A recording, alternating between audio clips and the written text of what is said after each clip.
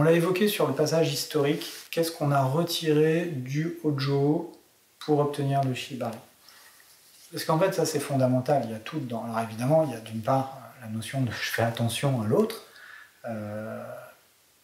mais on ne passe pas sur les articulations, on fait attention à la circulation, on ne fait pas de nœud coulant, nulle part, quasiment jamais. Je dis quasiment parce que parfois on va faire des départs avec des têtes d'alouette, mais genre autour de la taille, je pense que c'est à peu près le seul endroit où on va avoir une boucle qui est techniquement coulante. Et on fait attention à la compression des nerfs. Là-dessus, il y a un document qu'on a fait, c'est un petit PDF, c'est un flyer de prévention qui parle des nerfs qui est super bien fait. Je vais quand même revenir un tout petit peu dessus. Tout à l'heure, quand on parlait du single column tie, je vous ai dit on va éviter de venir passer sur le bras. Le truc, c'est que en réalité, qu'est-ce qu'on fait quand on veut attacher quelqu'un, quand on veut prendre le contrôle? On va commencer par attacher les mains, et souvent, une fois qu'on a attaché les mains, on va immobiliser les bras. On va prendre le contrôle du haut du corps. Ça, c'est un héritage martial. Globalement, il y a deux nerfs qui peuvent nous emmerder. Alors, il y en a plein d'autres, hein, mais je vais insister un petit peu sur ces deux-là. Il y a le nerf cubital. Alors, le nerf cubital, c'est celui qui va alimenter genre le petit doigt et puis l'annulaire. Bref, le tranchant de la main. Le principal endroit où on peut le choper, globalement, c'est au ras de l'articulation. C'est par ici. Ça peut être légèrement décalé par rapport à l'articulation, mais ça peut être au ras de l'articulation. Ou sur l'articulation. C'est une des raisons pour lesquelles on essaie de faire en sorte que le nœud de poignet ne soit pas sur l'articulation, mais le plus bas possible sur le bras. L'avant-bras. Le deuxième nerf qui nous emmerde, c'est le nerf radial. Donc le nerf radial, c'est le nerf qui, lui, va alimenter le pouce, l'index et la flexion du poignet. Alors le radial, on le chope en gros à deux endroits que moi j'ai identifiés. Il y en a un qu'on a tendance à oublier, je le torche vite fait en premier, c'est ici. Donc si par exemple on fait un single ou un double autour des poignets et que genre on accroche vers le haut avec la corde qui part, on peut avoir en fait une corde qui va venir appuyer ici sur le pouce. Et là il y a possibilité de venir choper en fait la fin du radial sur le pouce. Sinon, c'est à l'arrière du bras qu'on risque de le choper. Et on est autant différent à l'intérieur qu'on est à l'extérieur. Donc je ne sais pas exactement où passe ton nerf radial, il passe quelque part à l'arrière du bras, et chez certains il sera super sensible, chez d'autres il est vachement planqué, chez d'autres dès que tu vas tourner un petit peu le bras il va se mettre en évidence, et dès que tu vas remonter l'avant-bras dans le dos il va se recacher.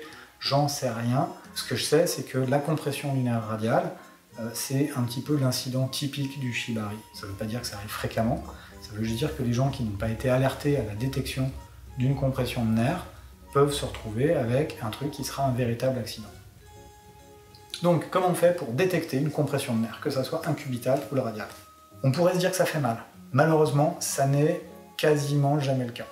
Certaines personnes ont effectivement des douleurs au moment d'une compression de nerf, mais on va écarter la douleur comme étant un signal fiable pour détecter une compression de nerf.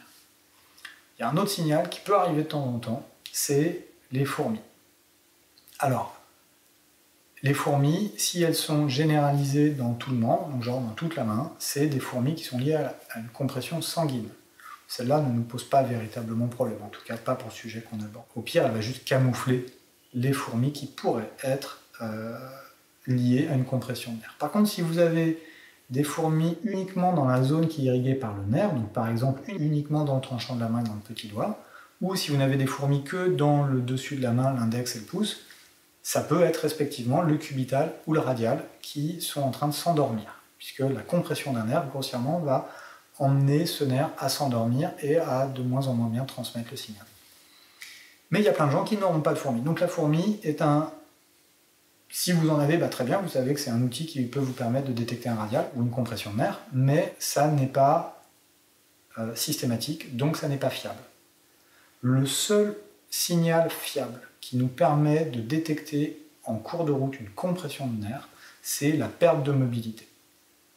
Donc, si vous avez du mal à écarter votre petit doigt de votre main, à ouvrir votre main comme ça, et vous voyez que vous commencez à vous endormir un petit peu sur ce mouvement-là, c'est peut-être qu'il y a une compression du cubital. Et si vous avez du mal à lever le pouce et à faire un joli like comme sur Facebook, ou à étendre le poignet vers l'arrière, ces deux gestes-là sont des gestes qui sont pilotés par le radial. Et si vous avez du mal à lever votre pouce ou à plier votre poignet, c'est probablement qu'il y a un nerf radial qui est en train d'être comprimé et donc de s'endormir. Alors il ne faut pas s'affoler. La compression d'un nerf n'est pas préjudiciable ou n'est pas un véritable accident tant qu'elle est détectée rapidement. C'est juste qu'il faut comprendre qu'il faut être proactif. C'est-à-dire que si on attend d'être détaché et on est passé, je sais pas moi, 30, 40, 1 heure dans les cordes, et que c'est à ce moment-là qu'on fait tous ces checks, peut-être qu'il y aura une compression qui aura duré plusieurs dizaines de minutes. Donc en fait, il faut, en tant que modèle, activement aller chercher l'information. Et vous le verrez sur les vidéos quand vous promènerez sur le net ou ici quand il y a une performance, les modèles, en fait, ils sont tout le temps en train, quand ils sont dans les cordes, en train de solliciter leurs nerfs pour savoir s'il y a une compression ou pas.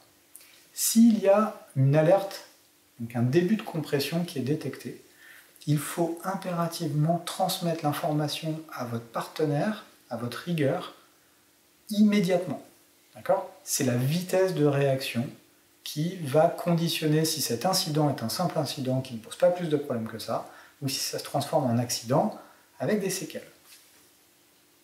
Une fois que vous avez transmis l'information, logiquement, votre partenaire va commencer par déplacer les cordes. Donc si c'est du cubital, a priori c'est le poignet. Si c'est le radial, ça sera des cordes qui passent sur les bras. Va commencer par déplacer les cordes pour voir si ça passe ou pas. Si en quelques secondes ça n'est pas passé, normalement la réponse logique est de tout détacher.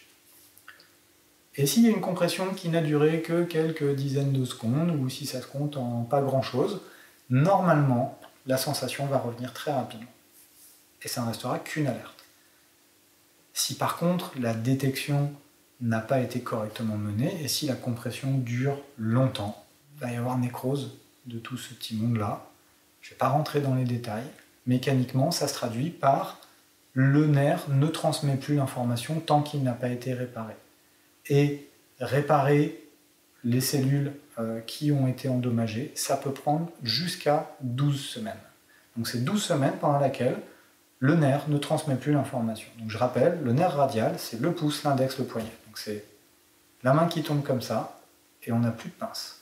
Okay, donc on porte plus sa tasse, plus de téléphone, plus de souris, plus de clavier, plus de bagnole, etc. etc. C'est pire qu'une fracture.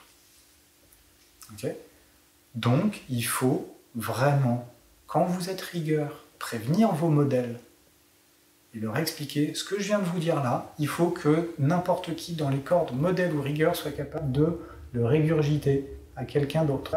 D'accord ?